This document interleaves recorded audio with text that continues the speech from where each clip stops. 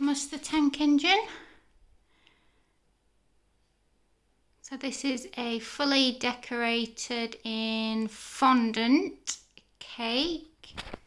We've got a 2D Thomas who looks like he's coming out of this tunnel that goes into the cake, and then surrounded by some fondant trees, which I just used a little cloud cutter for. They come in great for these little sort of abstracty trees or bushes. And then I've just rolled little bits of red fondant to look like little roses. So we've got bushes, and then all the way around the cake we've got this sort of greenery, hills in the background, and then we've got little white, these are just fondant just rolled into little balls and then stuck on the cake with a bit of water.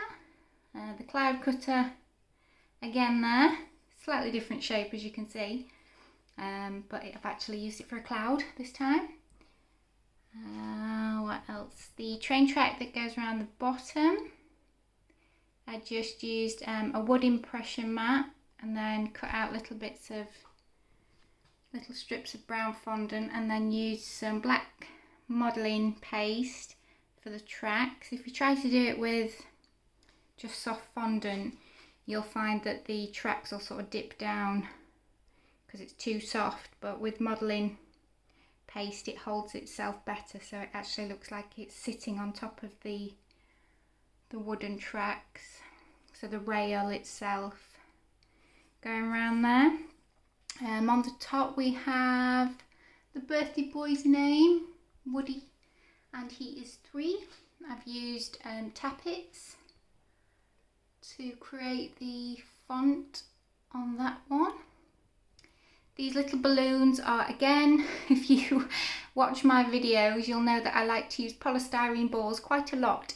So these are just tiny little polystyrene balls covered in fondant, and then some floral wire stuck into them. But as you can see, because they're so lightweight, they hold themselves up fantastically. So they look like they're balloons floating away. So a lot of fondant work on this one. It was quite time consuming. I didn't have a template. I've done all this, by hand, cut bits out, shaped his face, and then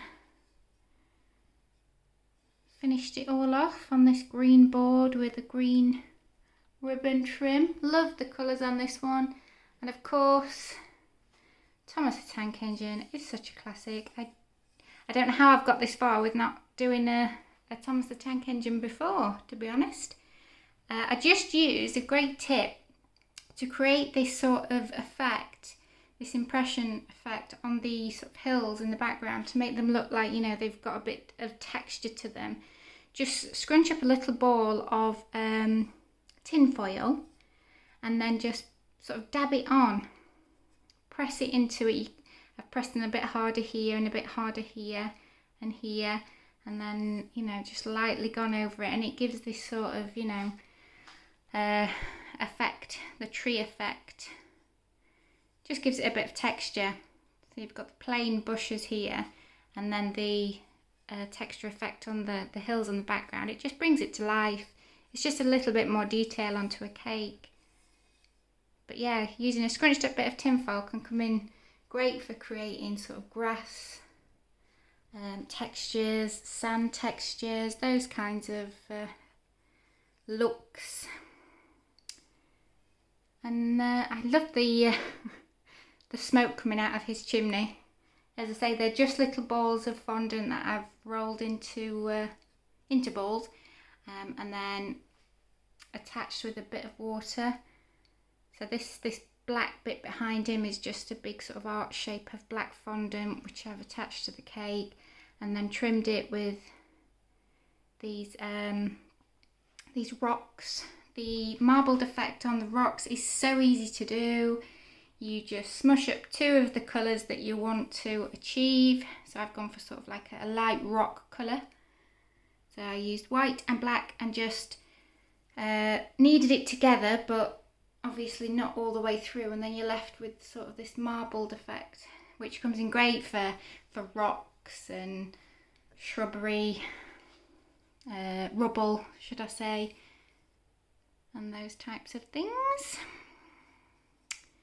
So there we are, Thomas the Tank Engine coming full speed at us through the cake, and some nice balloons on top as well.